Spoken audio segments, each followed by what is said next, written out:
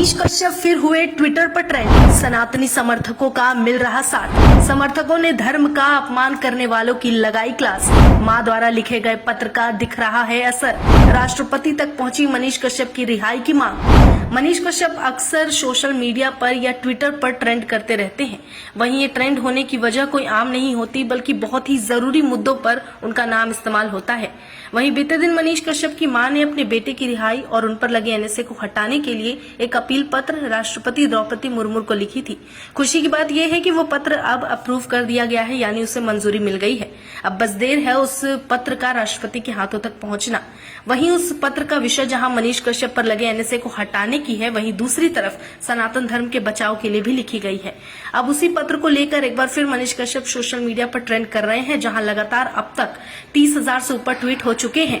वहीं ट्वीट्स में देखा जा रहा है कि मनीष कश्यप की मां द्वारा भेजे गए पत्र की तस्वीर और अपने दिल की बातों को सनातनी समर्थक पोस्ट के जरिए साझा कर रहे हैं।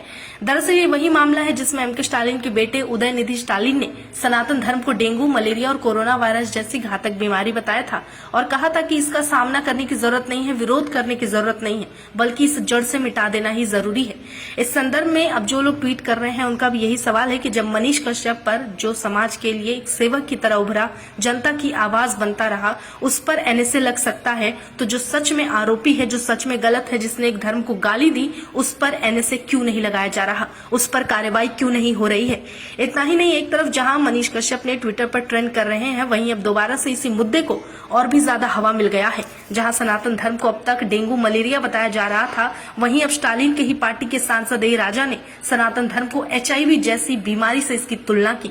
लगातार सनातन धर्म के हो रहे अपमान पर फिलहाल जहां लोग अपना गुस्सा जाहिर कर रहे हैं, वहीं हाल ही में स्मृति ईरानी ने भी इस पर टिप्पणी करते हुए कहा है कि सनातन धर्म को यूं ही कोई चुनौती नहीं दे सकता। वहीं कई बड़ी हस्तियों ने भी इस पर खुलकर सामने आकर अपनी बात रखी है। मनीष कश्यप की माता द्वारा लिखा गया ये पत्र और उसमें सनातन पर हो रहे प्रहार की जांच के लिए उठाया गया विषय बहुत ही जरूरी और प्रभावशाली बताया जा रहा है।